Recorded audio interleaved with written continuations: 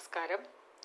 ഇന്ന് പ്രമേഹമുള്ളവർക്ക് വളരെയധികം സന്തോഷമുളവാക്കുന്ന ഒരു വാർത്തയുമായിട്ടാണ് ഞാൻ വന്നിരിക്കുന്നത്. എല്ലാവർക്കും ശരിക്കും പറഞ്ഞാൽ സ്വീറ്റ് ടീത്ത്, അതായത് മധുരം ഇഷ്ടമുള്ളവർക്ക് വളരെ സന്തോഷമുണ്ടായിരിക്കും. ഇപ്പം പ്രമേഹം ഉള്ളവർ, ഇപ്പോൾ ഡയബറ്റിക് പേഷ്യൻസ് എന്ന് പറയുമ്പം അവർക്കെല്ലാം തന്നെയും ഈ ഷുഗറിനോട് ഒരു വിരക്തി ഉണ്ടാവുന്ന ഒരു രീതിയിലേക്ക് നമ്മുടെ ബോഡി അങ്ങനെയാണ്, അത് ഇമ്മ്യൂണാവും, അങ്ങനെ പോകാറുണ്ട്. അപ്പോൾ അത് പലപ്പോഴും നമുക്ക് പിന്നെ ഷുഗർ കഴിക്കാനുള്ള ആ ഫീലിങ്ങേ മാറിപ്പോവും. അത് കൂടാതെ പക്ഷേ മറ്റൊരു ഗ്രൂപ്പുണ്ട്, അവർക്ക് ഭയങ്കര ക്രേവിങ്ങാണ്, ഷുഗർ കഴിക്കണം എന്നുള്ളൊരു ആഗ്രഹമുള്ളവരുണ്ട്. അപ്പോൾ അവർക്ക് എങ്ങനെ നമുക്ക് ദൈനംദിന ഭക്ഷണത്തിൽ ഈ ഷുഗർ എങ്ങനെ ഇൻക്ലൂഡ് ചെയ്യാം എന്നുള്ളതാണ് ഇന്നത്തെ വിഷയം.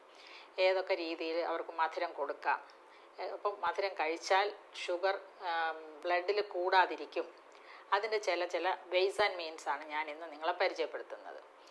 കുറച്ച് കാര്യങ്ങളിൽ കൂടെ നമുക്കത് ശരിയാക്കാം. അപ്പോൾ ഇതിൻ്റെ ഏറ്റവും പ്രധാനപ്പെട്ട കാര്യം എന്ന് പറഞ്ഞു കഴിഞ്ഞാൽ, ഈ ഇൻസുലിൻ്റെ പണി എന്ന് പറഞ്ഞാൽ, നമ്മൾ എന്തെങ്കിലും കഴിച്ച്, ഇപ്പം ഷുഗറുള്ള മധുരമുള്ള ഒരു സാധനം എന്തെങ്കിലും കഴിച്ചാൽ അതിനകത്തുനിന്ന് വരുന്ന ഗ്ലൂക്കോസിനെ കണ്ടു കഴിഞ്ഞാൽ അപ്പോൾ ഈ ഇൻസുലിൻ ഇങ്ങോട്ട് വെളിയിൽ ചാടി വരും. നമ്മുടെ പാൻക്രിയാസിൽ നിന്ന് ചാടി ബ്ലഡിൽ വരും. ബ്ലഡിൽ വന്നു കഴിയുമ്പോൾ അതിൻ്റെ പേരാണ് ഇൻസുലിൻ റെസിസ്റ്റൻസ്. ഇങ്ങനെ കൂടി വരുന്ന ആ ഒരവസ്ഥ.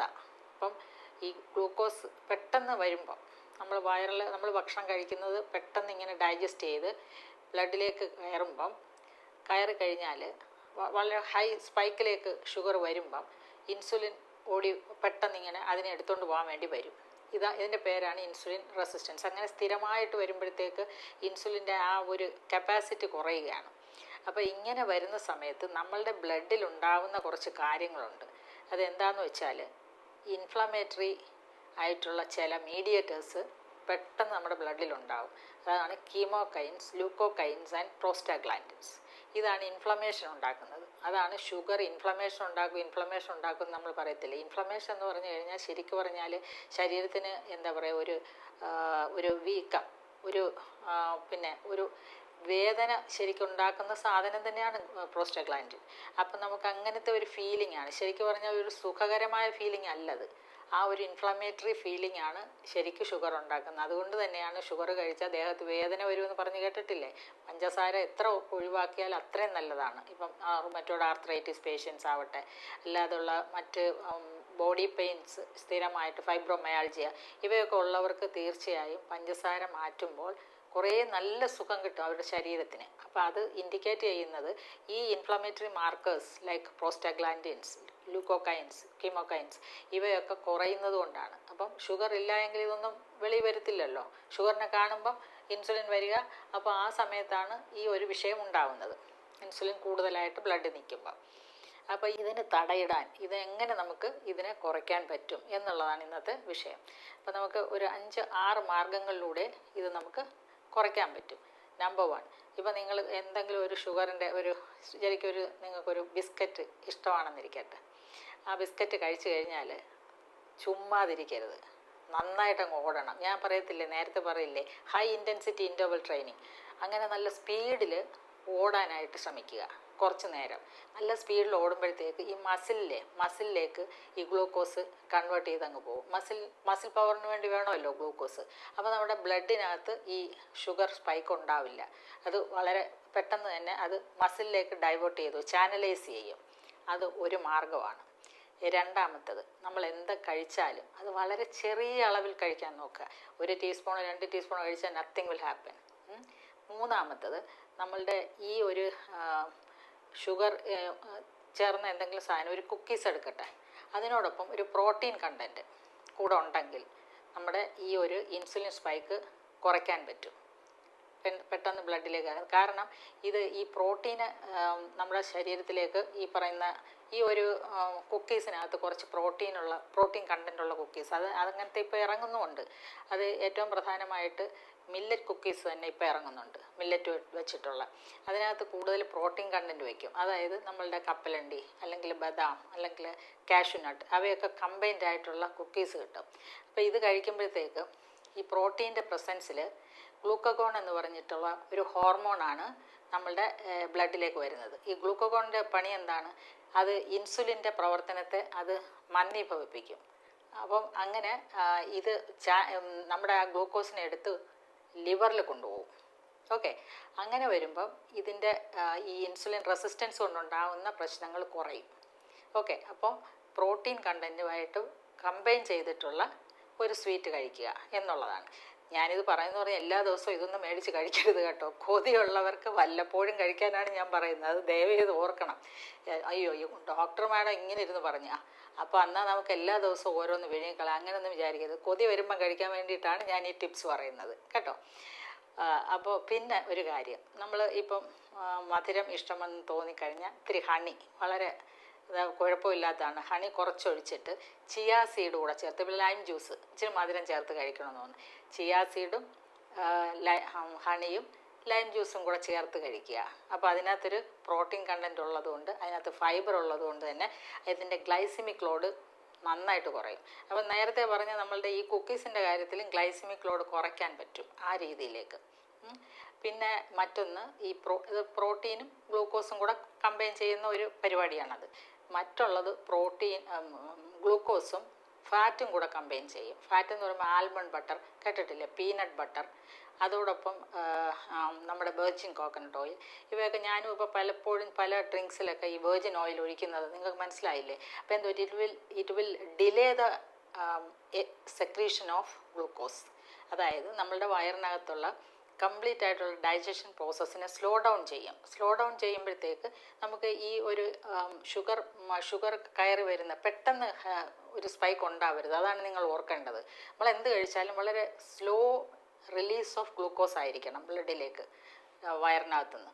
അതാണ് ഓർക്കേണ്ടത്. അപ്പോൾ അതിന് വേണ്ടിയിട്ടുള്ള മാർഗ്ഗങ്ങളാണ് ഇപ്പോൾ ഈ പറഞ്ഞത് ഇത്രയും തന്നെ. അതോടൊപ്പം പിന്നെ വ്യായാമത്തിൻ്റെ കാര്യം ഞാൻ നേരത്തെ പറഞ്ഞു, നല്ല സ്പീഡിൽ ഓടുക. പിന്നെ ചെറിയ പോർഷൻ, വളരെ ചെറിയ സൈസിൽ ആഹാരം കഴിക്കുമ്പോൾ വളരെ ചെറുത്, ഇപ്പോൾ കുക്കീസ് ഒരു ചെറിയ കുക്കീസ് ഈ പറഞ്ഞ രീതിയിൽ ഒന്ന് കമ്പൈൻ ചെയ്ത് പീനട്ട് ബട്ടറും ഒക്കെ ചേർത്തിട്ട്, അല്ലെങ്കിൽ അതിനകത്ത് പ്രോട്ടീൻ ചേർത്തിട്ട് കഴിച്ചു കഴിഞ്ഞാൽ വലിയ പ്രശ്നമൊന്നും ഉണ്ടാവില്ല. Piece should be, size should be monitored. അത് വളരെ ഇമ്പോർട്ടൻ്റ് ആണ്. വളരെ ചെറിയ തോതിൽ കഴിക്കാൻ ശ്രമിക്കുക. പിന്നെ ഇതെല്ലാം തന്നെയും ഇതിനെ നമ്മളുടെ ഈ ഷുഗർ സ്പൈക്കിനെ കുറയ്ക്കുന്നതാണെങ്കിലും ഏറ്റവും എളുപ്പമുള്ളൊരു 2-3 മാർഗ്ഗങ്ങളുണ്ട്. അതാണ് എൻ്റെ മുന്നിൽ ഇവിടെ ഇരിക്കുന്നത്. ഒന്ന്, ഞാനെപ്പോഴും നേരത്തെ നിങ്ങൾ പരിചയപ്പെടുത്തിയിട്ടുണ്ട്, സ്റ്റീവിയ പൗഡർ. ഒരു സ്റ്റീവിയ എന്ന് പറയുന്ന ഒരു ഇലയുടെ ഒരു പൗഡറാണിത്. ഇത് റിഫൈൻഡ് അല്ല, ഇത് വൈറ്റ് പൗഡർ ആണെങ്കിലും ഇത് റിഫൈൻഡ് അല്ല. പലരും ചോദിച്ചിട്ടുണ്ട് ഇത് റിഫൈൻഡ് അല്ലേ, അപ്പോൾ അതിന് കുഴപ്പമാണോ? ഇത് അതുമാത്രമല്ല, ഇത് വളരെ നമ്മളുടെ ഈ ഒരു 1 പിഞ്ച് മതിയാവും ഒരു ഗ്ലാസ്സിൽ മധുരം കിട്ടാൻ. 200 times മോർ സ്വീറ്റർ ദാൻ ഷുഗറാണിത്. 200 ഇരട്ടിയിലധികം മധുരമാണ്. ഇപ്പോൾ ഒരു പോർഷൻ എടുത്തു കഴിഞ്ഞാൽ അതിന് 200 ഇരട്ടി മധുരം എന്ന് പറയുമ്പോൾ ഒന്ന് ആലോചിക്കണം. അപ്പോൾ നമ്മളുടെ ഈ പഞ്ചസാര ഒരു 200 ഗ്രാമിന് ഇതിൻ്റെ 1 ഗ്രാം മതിയാവും. അതാണ് അവർ ഉദ്ദേശിക്കുന്നത്. 200 ഇരട്ടി മധുരം ആണെന്നാണ് പറയുന്നത്. അങ്ങനെയാണ് ഇതിൽ എഴുതിയിരിക്കുന്നത്. അപ്പോൾ അതാണ് സ്റ്റീവിയ, ഒരു ഇലയുടെ ഒരു പൗഡറാണ്. ഇത് മാർക്കറ്റിൽ കിട്ടുന്നതാണ്. പല കമ്പനികൾ ഇത് പ്രൊമോട്ട് ചെയ്യുന്നുണ്ട്. പിന്നെ മറ്റൊന്ന്, അതിനേക്കാൾ ഇത് ശരിക്കും പറഞ്ഞാൽ ഈ സ്റ്റീവിയയ്ക്ക് ഒരു ചെറിയൊരു ചുവയുണ്ട് കേട്ടോ. ഒരു ചുവ അത്രയ്ക്കൊരു നല്ല ഒരു ശരിക്കും പറഞ്ഞാൽ ഒരു അപ്രീഷ്യബിൾ ആയിട്ടുള്ളൊരു ടേസ്റ്റ് അല്ല. കുറച്ചൊരു ഇലയുടെ ചുവ വരും. അതേസമയം ഒട്ടും ചുവയില്ലാത്ത, നമുക്ക് നമ്മുടെ പഞ്ചസാര പോലെ തന്നെ ഇരിക്കുന്ന ഒരു ഷുഗർ, ഞാനിത് ശരിക്കും ഇന്ന് വരുത്തിയതാണിത്, ഓൺലൈനിൽ വരുത്തിയതാണ്. True നേറ്റീവിൻ്റെ natural sugar replacer. ഇത് മോങ് ഫ്രൂട്ടിൻ്റെയാണ്. മോങ് ഫ്രൂട്ട് എന്ന് പറഞ്ഞിട്ടൊരു ഫ്രൂട്ടുണ്ട്, മോങ്, MONK ഫ്രൂട്ട്, FRUIT. അത് മോങ് എന്ന് പറയുന്നൊരു വൃക്ഷത്തിൻ്റെ, ഒരു മരത്തിൻ്റെ ഫ്രൂട്ടാണ്. അപ്പോൾ അതാണിത്. അപ്പോൾ ഇതിൻ്റെ കാര്യം എന്ന് പറഞ്ഞു കഴിഞ്ഞാൽ, ഇത് കണ്ടു കഴിഞ്ഞാൽ കാണിച്ചു തരാം. ഞാൻ ഇന്നെടുത്ത് ടേസ്റ്റ് ചെയ്ത് നോക്കി. ഞാൻ ഇന്ന് മേടിച്ചെന്താണെന്നറിയോ, ഇത് വളരെ നല്ലതാണ്, ഇതിന് യാതൊരു ചുവയും ഇല്ല എന്ന് പറഞ്ഞതിൻ്റെ വെളിച്ചത്തിൽ ഞാനിന്ന് എടുത്തിട്ട്